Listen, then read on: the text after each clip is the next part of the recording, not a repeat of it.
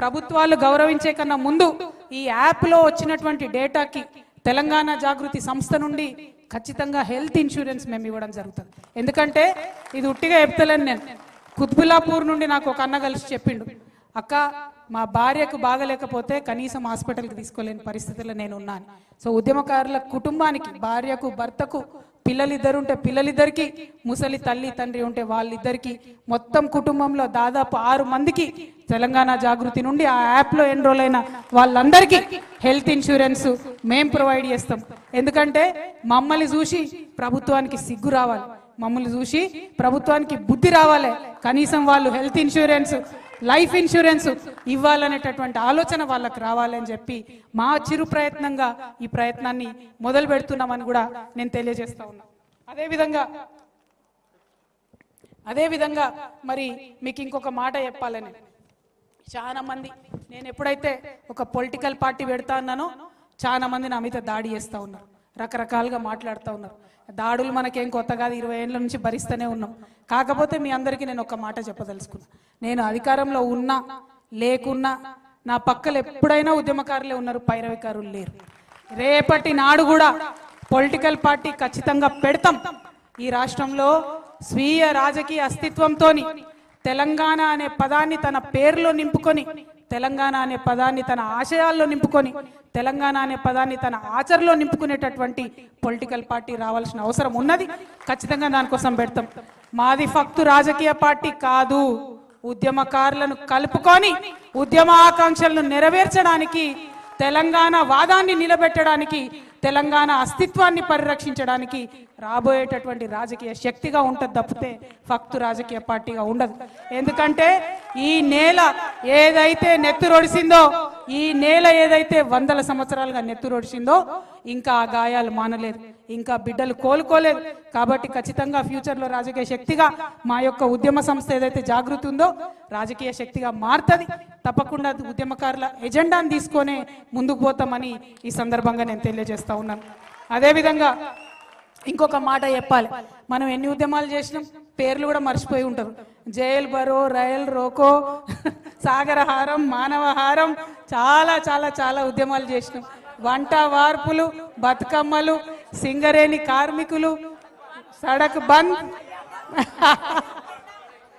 అన్ని ఉద్యమాలు చేస్తే ఆ ఉద్యమాలకు సహకరించిన వాళ్ళు చాలా మంది ఉన్నారు. పాపం చిన్న చిన్న కాంట్రాక్టర్లు అయితే పాపం మా గ్రామాలలో టెంట్లు నడిపారు, మండలాలలో టెంట్లు నడిపారు. ప్రింటింగ్ ప్రెస్ వాళ్ళు నాకు గుర్తుంది, సంఘాలకు ఫ్రీగా కొట్టించారు, ప్యాంప్లెట్లు వేసుకోండి రా బాబు అని చెప్పి. అనేక మంది చిన్న స్కూళ్ళు, పాపం బడ్జెట్ స్కూళ్ళు, వాళ్ళకే స్కూళ్ళు చక్కగా నడవవు, వాళ్ళు బస్సులు ఇచ్చి మనకు స్కూళ్ళకు, మనకు ఉద్యమాలకు సపోర్ట్ చేసినటువంటి విద్యా సంస్థలు అనేకం ఉన్నాయి ఈ రాష్ట్రంలో. కానీ తెలంగాణ రాష్ట్రం వచ్చిన తర్వాత ఆ విద్యా సంస్థలకు ఏమి జరగలే. ఆ తెలంగాణ ప్రింటింగ్ ప్రెస్ వాళ్ళు అయితే సెక్రటేరియట్ చుట్టూ తిరిగి తిరిగి తిరిగి చల్లబడ్డారు తప్పితే వాళ్ళకేం జరగలే. చిన్న చిన్న కాంట్రాక్టర్లు తెలంగాణలో ఉన్న వాళ్ళకు లాభం జరగలే. కానీ మెగా కృష్ణారెడ్డికి మాత్రం మంచిగా అపర కుబేరుడిగా 40వ స్థానంలో వచ్చింది. మరి అది మారాలి అనే కొత్త రాజకీయ శక్తి రాబోతా ఉంది. మన వాళ్ళని కాపాడుకోవడానికే కొత్త రాజకీయ శక్తి రాబోతా ఉంది.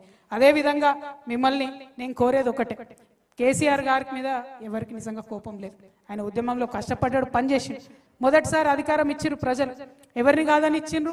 ఆనాడు కొట్లాడినాం మనందరం, మనకు ఒక రాజకీయ పార్టీ ఉండాలని 63 మందితో అధికారం ఇచ్చినాం. ఇచ్చిన తెల్లారు ఏమైంది, అన్ని పార్టీలు ఇళ్ళకే విలీనమైంది.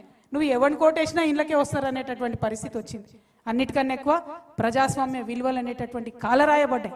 ధర్నా చౌక్ ఎత్తేసిండ్రు, అసహనం ఎక్కువైపోయింది. ఎవరన్నా ఫేస్బుక్లో ఒక చిన్న కమెంట్ పెడితే ఎత్తుకొచ్చి పోరగాళ్ళని అరెస్ట్ చేసి కొట్టుడు పెట్టిరు. ఎవరన్నా యూట్యూబ్లో ఒక చిన్న మాట మాట్లాడితే ఎత్తుకొచ్చి పోరగాళ్ళని అరెస్ట్ చేసి పెట్టిరు. అది నచ్చలేదు తెలంగాణ ప్రజలకు. అందుకే అధికారానికి దూరమైన తప్పితే ఇంకొక మాట కాదు. అహంకారం అనేటటువంటిది, ఆ యొక్క సహనశీలత లేకపోవడం అనేటటువంటిది కరెక్ట్ కాదు. తెలంగాణ వాళ్ళకు ఉండే గుణమే అది. మనకుండే గుణమే మంచితనం, మనకుండే గుణమే కలుపుగోల్తనం, మనకుండే గుణమే బోలాతనం. దాన్ని కోల్పోతే తెలంగాణ ఆత్మ కోల్పోయినట్టే. రేపు రాబోయే రాజకీయ శక్తికి అవన్నీ నింపుకొని ఉంటుందని చెప్పి మీ అందరికి కూడా నేను ఈ సందర్భంగా తెలియజేస్తా ఉన్నాను. అదేవిధంగా ఇంకొక మాట చెప్పాలి నేను, ఆనాడు మీ అందరికీ తెలుసు,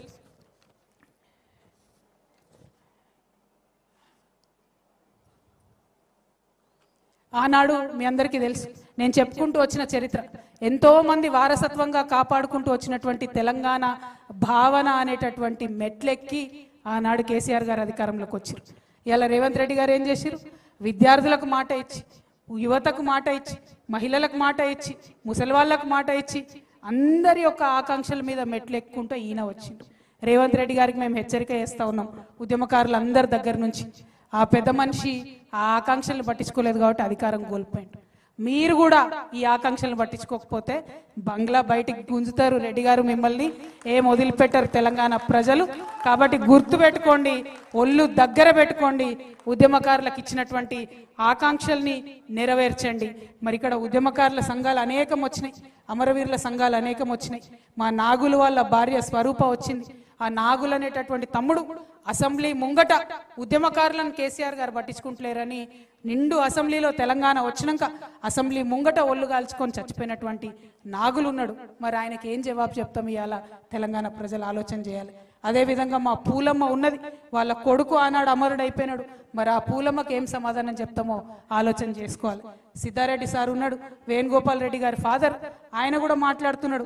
కేసీఆర్ స్వయంగా అసెంబ్లీలో 1100 మంది పిల్లలు చచ్చిపోయినంటిరి, 540 మందికి కూడా మీరు అమరుల కుటుంబాలను ఆదుకోకపోతే ఏం చేస్తారని చెప్పి వాళ్ళు ప్రశ్న అడుగుతా ఉన్నారు.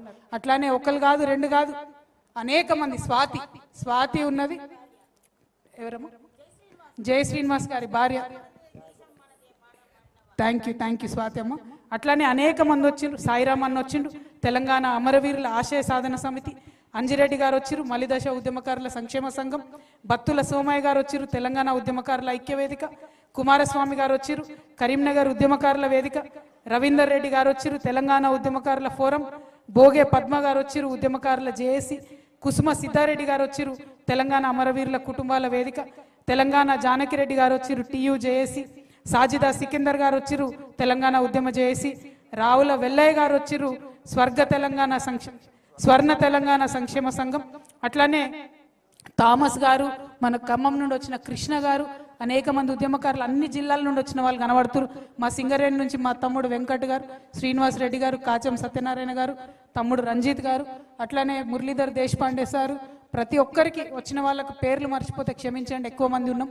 కానీ కలిసినటువంటి సందర్భం, కలుసుకుంటున్నటువంటి సందర్భం ఖచ్చితంగా చరిత్రలో నిలబడిపోయేటటువంటి సందర్భం. ఉద్యమకారుల కోసం మరొక ఉద్యమం చేస్తూ బయలుదేరేటటువంటి సందర్భం. కాబట్టి మిమ్మల్ని నేను కోరేది ఒకటే, కించిత్ బాధతో మాట్లాడినా, మన వాళ్ళ మీదనే కొట్లాడాల్సి వచ్చిన ఈ టైంలో ఖచ్చితంగా మనం గుర్తు తెచ్చుకోవాల్సింది ఒక్కడనే.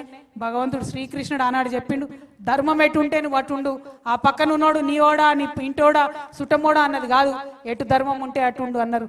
ఇవాళ ధర్మం ఉద్యమకారుల పక్షాన ఉన్నది. ఇవాళ ధర్మం